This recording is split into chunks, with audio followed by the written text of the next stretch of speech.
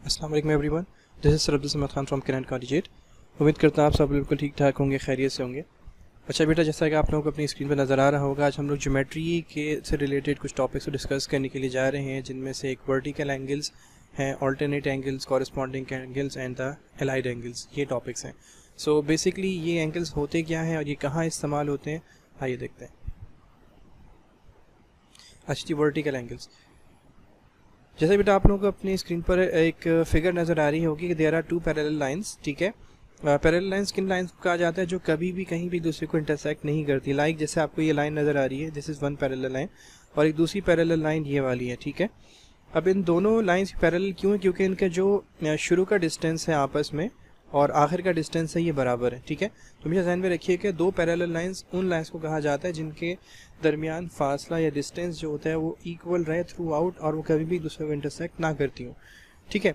अच्छा, ये third line आ रही है जो इसको इंटरसेक्ट करती हुई जा रही है, ये कहलाती है ट्रांसवर्सल। अच्छा, ट्रांसवर्सल इस लाइन को कहा जाता है जो दो पैरेलल लाइंस को इंटरसेक्ट करती है।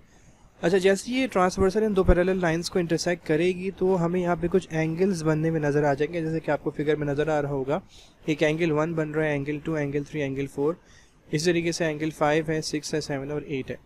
अच्छा, इस फिगर में हम ये जो ऑल्टरनेट, अब सारे एंगल्स मैंने अभी आपको पीछे इनकी हेडिंग्स बताई हैं, vertical, alternate, corresponding and allied, ये हम इस फिगर से समझ सकते हैं, ठीक है। अच्छा, इन एंगल्स को समझना ज़रूरी क्यों है? थ्योरम्स हैं, ठीक है। आपको पता है थ्योरम्स के अंदर जो है वो स्टेटमेंट एंड रीजनिंग दी जाती है, तो वहाँ पे स्टेटमेंट्स और रीजनिंग के अंदर जो है ना, ये एंगल्स बहुत काम के होते हैं। तो अगर हमें ये चीज़ क्लियर होगी तो हमें कभी भी रीजनिंग देने के अंदर जो है वो मुश्किल नहीं होगी, राइट। तो वर्टिकल एंगल्स में बेटा सबसे पहले जो चीज़ हमारे पास आती है, ये पॉइंट्स हमें ध्यान में रखने, ये पोस्टुलेट से कंडीशन जहाँ जिन एंगल्स में अप्लाई होंगी वो वर्टिकल एंगल्स कहलाएंगे। सबसे पहला पॉइंट क्या है? यहाँ पे हमसे कह रहे हैं one angle is interior and one is exterior. लेकिन इस फिगर की अगर हम बात करते हैं ना, इसमें इंटीरियर एंगल्स तो 3, 4, 5 और 6 हैं, ठीक है, वो अंदर की साइड पे बन रहे हैं, और एक्सटीरियर एंगल्स जो है वो है 1, 2, 7 एंड 8, ये बाहर बन रहे हैं। तो वर्टिकल एंगल की पहली कंडीशन क्या होती है कि उनमें से एक एंगल जो है इंटीरियर होगा और एक एक्सटीरियर होगा, एक अंदर बनेगा, एक बाहर बनेगा। सेकंड कंडीशन इसकी क्या होती है? बोथ आर नॉन एडजेसेंट, यानी कि दोनों के दोनों जो है ना वो एडजेसेंट नहीं होंगे, यानी मिले हुए नहीं होंगे एक दूसरे के साथ, ठीक है।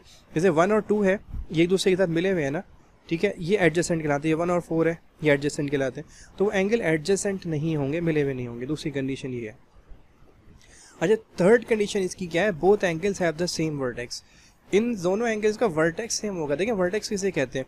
वो पॉइंट जहाँ से एंगल जनरेट होता है, जैसे ये पॉइंट है, ठीक है, यहाँ से एंगल 1 भी जनरेट हो रहा है, 2 भी हो रहा है, 3 भी हो रहा है, 4 भी हो रहा है, तो ये इसका वर्टेक्स कहलाएगा, ठीक है। तो उन दोनों एंगल्स का जो वर्टेक्स होगा ना वो सेम होगा जहाँ से वो जनरेट होते हैं। And the fourth condition is both angles are on the opposite side of the transversal. ये ट्रांसवर्सल मैं आपको बता चुका हूँ, वो लाइन जो दो पैरेलल लाइंस को इंटरसेक्ट करती है या काटती है उसे कहा जाता है ट्रांसवर्सल। तो वो ट्रांसवर्सल की अपोजिट साइड पर होंगे, यानी कि अगर एक लेफ्ट पर होगा तो एक राइट पर होगा।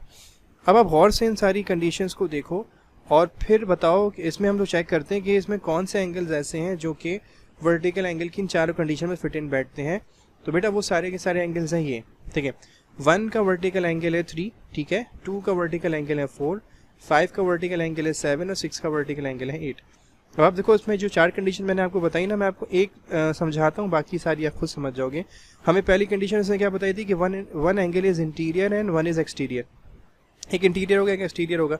1 और 3 की अगर हम बात करें तो देखो 1 एक्सटीरियर है और 3 इंटीरियर है, पहली कंडीशन फुलफिल हो रही है। सेकंड कंडीशन क्या थी? बोथ आर नॉन एडजेसेंट, मिले हुए नहीं होंगे। ऑब्वियसली 1 के साथ 4 और 2 मिला हुआ है, 3 मिला हुआ नहीं है, तो 1 और 3 एक दूसरे के साथ नॉन एडजेसेंट हो गए। थर्ड कंडीशन क्या थी? Both angles have the same vertex, दोनों का वर्टेक्स सेम हो, जैसे जनरेट होते देखें वर्टेक्स भी इसका सेम है, 1 भी इसी पॉइंट से जनरेट हो रहा है, 3 भी इस पॉइंट से जनरेट हो रहा है। और जो फोर्थ कंडीशन इसकी थी वो क्या थी कि both angles are on the opposite side of the transversal, transversal की अपोजिट साइड पर होंगे। तो देखिए लेफ्ट पर जो है वो एंगल 1 गिवन है और राइट हैंड साइड पर एंगल 3 गिवन है। तो ये चारों कंडीशंस जो हैं 1 और 3 पर लगी हैं, so these angles are known as the vertical angle. Similarly आप इनको 2 और 4 के लिए भी वेरीफाई कर सकते हो, 5 और 7 पे भी कर सकते हो, 6 और 8 पे भी कर सकते हो, ठीक है। तो ये वर्टिकल एंगल्स कहलाते हैं। अच्छा, नंबर 2 हमारे पास बेटा आ रहा है ऑल्टरनेट एंगल्स। मैंने वही फिगर ली है और इस फिगर से आपके सारे एंगल समझ में आ जाएंगे। ऑल्टरनेट एंगल्स का जो सबसे पहली कंडीशन है ये वो क्या है कि बोथ एंगल्स आर इंटीरियर। दोनों के दोनों एंगल्स इंटीरियर होंगे, ठीक है। नंबर 2 कंडीशन क्या है, बोथ आर नॉन एडजेसेंट, मिले हुए नहीं होंगे। नंबर 3 कंडीशन क्या है, both angles have the different vertices. अब वहाँ पे क्या था, सेम वर्टेक्स, और यहाँ पे क्या है, डिफरेंट वर्टिसेस दोनों के अलग होंगे, यानी कि जनरेटर पॉइंट जो उनका है, ओरिजिन जो उनका है वो अलग अलग होगा। And the 4th condition is both angles are on the opposite side of the transversal, transversal की अपोजिट साइड पर होंगे। अगर मैं गौर से देखूँ, मेरे पास मेरे इंटीरियर एंगल्स तो मेरे पास सिर्फ 4 आ रहे हैं, 3, 4, 5 और 6 है, ठीक है। इन्हीं में से कुछ ना कुछ ये ऑल्टरनेट एंगल्स होंगे। तो ऑल्टरनेट एंगल्स हमारे पास कौन कौन से हैं, देखिए सबसे पहले हमारे पास ऑल्टरनेट एंगल्स आ रहे हैं 4 और 6। इसी तरीके से ऑल्टरनेट एंगल्स हमारे पास आ रहे हैं 3 और 5। अब इनको आप इन डेफिनेशन पे चेक वेरीफाई करके देख लो। बोथ आर इंटीरियर का आता है इसने, 4 और 6 इंटीरियर है, पहली कंडीशन वेरीफाई हो रही है। बोथ आर नॉन एडजेसेंट है, मिले हुए नहीं है 4 और 6। Both angles have same different vertex है, दोनों का देखें वर्टेक्स अलग है। यहाँ पे 4 यहाँ से जनरेट हो रहा है और 6 जो है वो अलग वर्टेक्स से जनरेट हो रहा है। And both angles are on the opposite side of the transversal, 4 जो है वो लेफ्ट पर है और एंगल 6 जो है राइट पर है। तो ये दोनों के दो एंगल्स जो है कॉन्ग्रेंट होंगे, ध्यान में रखिएगा। वर्टिकल एंगल्स भी कॉन्ग्रेंट होते हैं, ठीक है, एक जैसे होते हैं, और जो अल्टरनेट एंगल्स होते हैं ये भी एक जैसे होते हैं, ठीक है। अच्छा जी, कॉरस्पॉन्डिंग एंगल्स की बात करते हैं। कॉरस्पॉन्डिंग एंगल्स के लिए भी हम यही फिगर ले रहे हैं। इसमें सबसे पहली कंडीशन हमारे पास आ रही है, 1 angle is interior and 1 is exterior. एक इंटीरियर होगा, एक एक्सटीरियर होगा।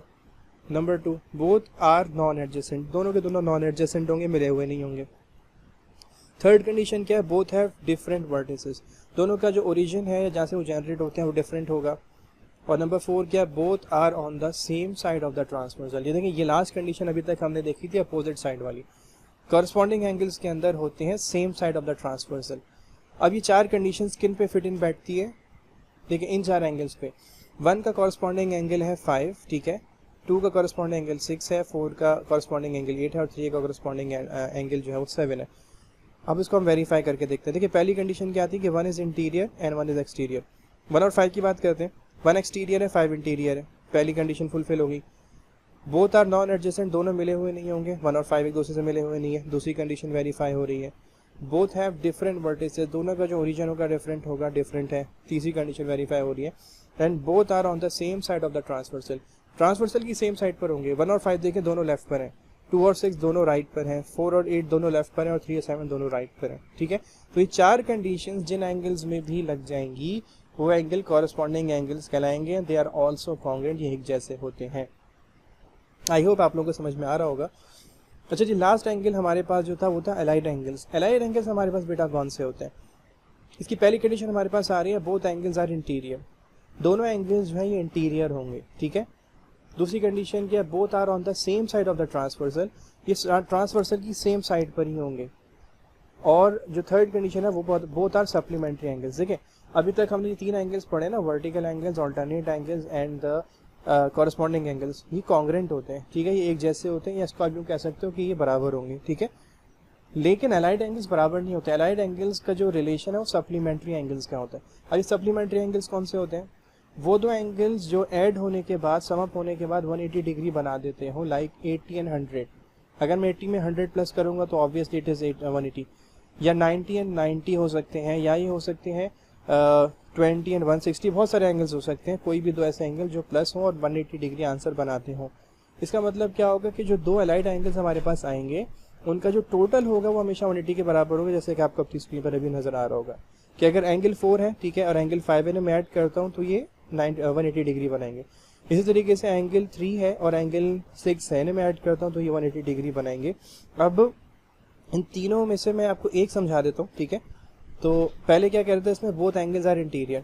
अब इंटीरियर हमारे पास मैंने पहले भी आपको बताया था 3, 4, 5, 6 ही है, तो इन्हीं में से कोई ऑल्टरनेट एलाइड एंगल्स बनेंगे, तो इंटीरियर होने चाहिए दोनों। Number 2, both are on the same side of the transversal, transversal की एक साइड पर ही होंगे। तो एक साइड पर हमारे पास क्या आ रहा है, 4 और 5 आ रहा है, और दूसरी साइड पर हमारे पास क्या आ रहा है, 3 और 6 आ रहा है। ऑब्वियसली यही एलाइड एंगल्स होंगे एक दूसरे के। And both are supplementary angles. अगर हम इस डायग्राम को थोड़ा गौर से देखें ना, क्लोज करके देखें, तो एंगल 5 जो है ना ये 90 डिग्री से ज़्यादा है, यानी ये ऑब्ट्यूज एंगल है। और जो एंगल 4 है, अगर हम इसको पलट कर डायग्राम को हम देखते हैं तो ये एक एक्यूट एंगल है, क्योंकि 90 डिग्री से कम बन रहा है, ठीक है। तो ये ध्यान में रखिएगा, ऑब्ट्यूज और एक्यूट एंगल यहाँ पे आ रहे हैं, तो इनका सम जो भी इनका एंगल होगा उनका टोटल हमेशा 180 डिग्री के बराबर होगा। Similarly goes for angle 3 and angle 6 as well. ठीक है, अच्छा बेटा ये आज से वीडियो से फिलहाल इतना ही, क्योंकि बहुत लेंथी वीडियो जा रही। कुछ और एंगल्स भी थे जो डिस्कस करने थे, बट इसकी लेंथ के वीडियो की लेंथ के हवाले से मैंने इसको आज यहीं पे स्टॉप कर रहा हूँ इस वीडियो को। सो ये चीज़ हमेशा ध्यान में रखिएगा, जो हम नेक्स्ट इंशाल्लाह टॉपिक करेंगे वो थ्योरम से रिलेटेड होगा। तो उन थ्योरम्स के अंदर ये सारी चीज़ें, सारे एंगल्स जो है रीजनिंग के तौर पर बहुत कंसिस्टेंटली आते हैं, तो इनको अच्छी तरीके से हमें जहन में रखना होगा। इन सारे एंगल्स हमारे अगर अच्छी तरीके से जहन में है तो फिर हमें ये चीज़ समझने में इंशाल्लाह इतना मुश्किल नहीं होगी। आई होप आप लोगों को आज की वीडियो समझ में आई होगी, और कैसी लगी फोटो वीडियो उस मुतालिक हमें कमेंट सेक्शन में ज़रूर बताइएगा। इंशाल्लाह नेक्स्ट टाइम जो ज्योमेट्री का टॉपिक हमारा होगा that will be related to the theorem. So आज की वीडियो को लाइक और कमेंट करना ना भूलिएगा, अपने दोस्तों से शेयर करना भी ना भूलिएगा। इंशाल्लाह नेक्स्ट टाइम आपसे मुलाकात करते हैं, तो till the next time thank you so much for watching and Allah हाफिज़।